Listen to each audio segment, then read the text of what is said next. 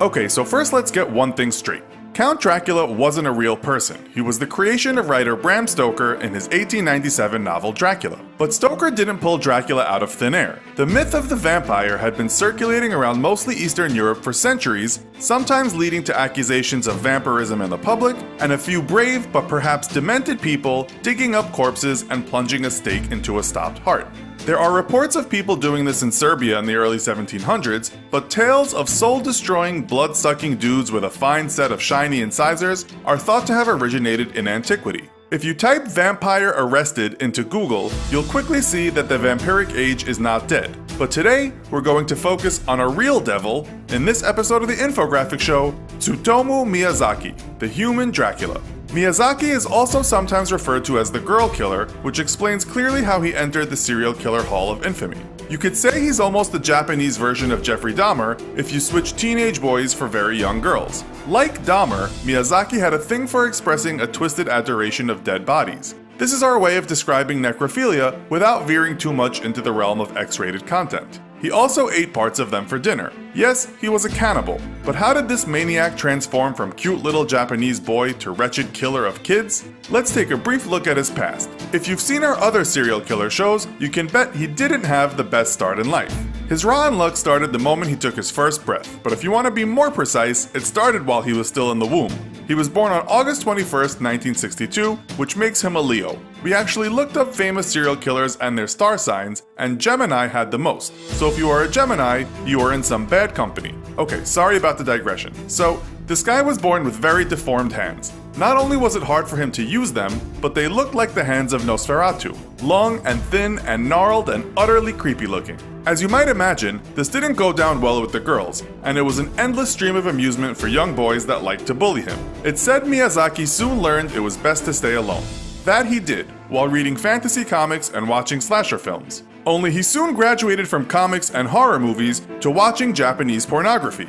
It was later discovered he had amassed over 5,763 of these screamadelic videos, and as weird as they can be, it wasn't enough, and soon he was into anime and illegal films whose victims were children. He once said about normal Japanese pornography, they black out the most important part. They weren't good enough for him, and aside from searching for and finding illegal videos, he filmed girls' underwear when he managed to get shots while they were playing tennis at a nearby court. The thing is, this was a kid with opportunities. His dad owned a newspaper, but Miyazaki wasn't interested in taking it over. He was a black sheep as well as a lonely cripple. He watched videos all the time rather than work, and it said the two sisters that lived with him didn't like him at all. His dad never listened to him, and his mother wasn't exactly doting. The one person he did have was his grandfather, whom he loved so much he ate part of his ashes after he died so he could stay with him forever. Things went downhill after the death of Grandpa. On one occasion, Miyazaki was caught spying on one of his sisters as she showered. She expressed her concern, and rather than apologize, he beat her up. His mother admonished him for crime 1 and crime 2, and so he beat her up too. You get the picture. This is one unhappy kid. As is the case with so many abused kids who attempt to gain power and control in their lives, he soon turned to murder. And so, on August 22, 1988, Miyazaki abducted a 4-year-old from a park in Tokyo. He took her to a quiet spot under a bridge, and the two chatted for around 30 minutes. He then strangled her and proceeded to engage in sexual acts with her corpse. He stripped her and took home her clothes. Only a few days later, he had a change of mind and went back to the decomposing body. He chopped off her hands and feet, which would later be discovered in his closet. He took the rest of the body, burned it, and ground the bones into powder. He then sent some of this powder to the girl's parents, along with a few of her teeth and some photos of her clothes. He sent a postcard too, which cryptically read, "Mary, cremated, bones, investigate, prove."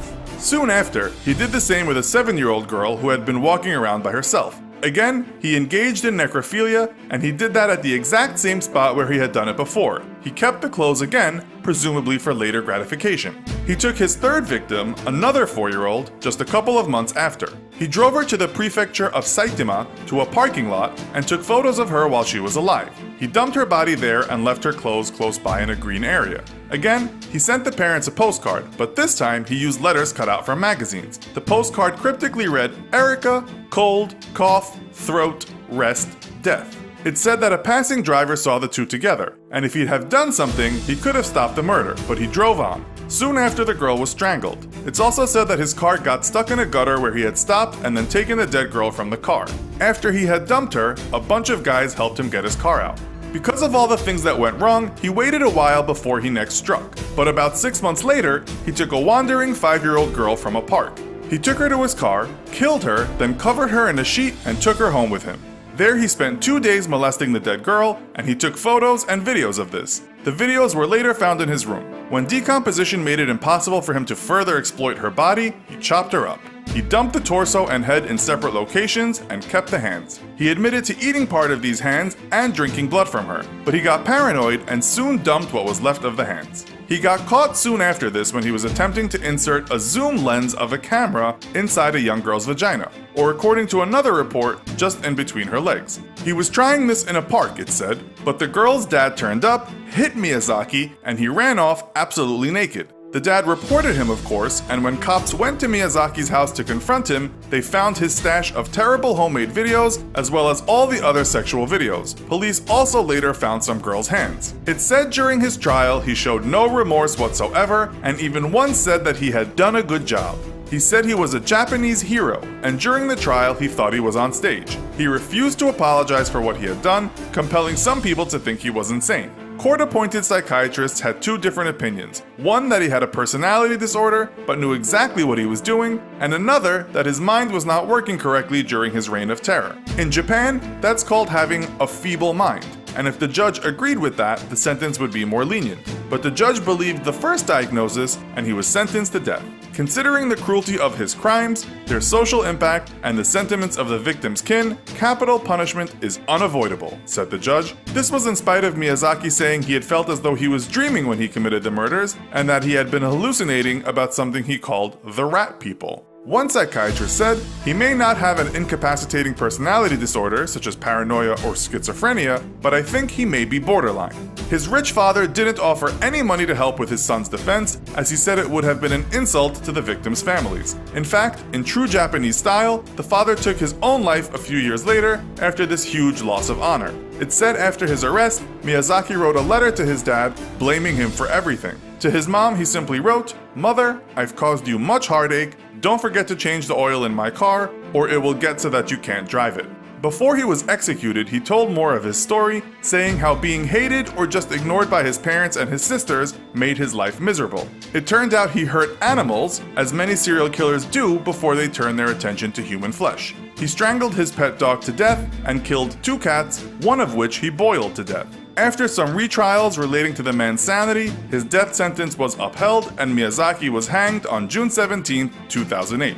So, what are some of your thoughts? Was that the right decision by the court? Could a man that mad have been rehabilitated? What do you think should happen to criminals that commit such vile crimes? Also, be sure to check out our other video called America's Strangest Serial Killer, Ed Gein.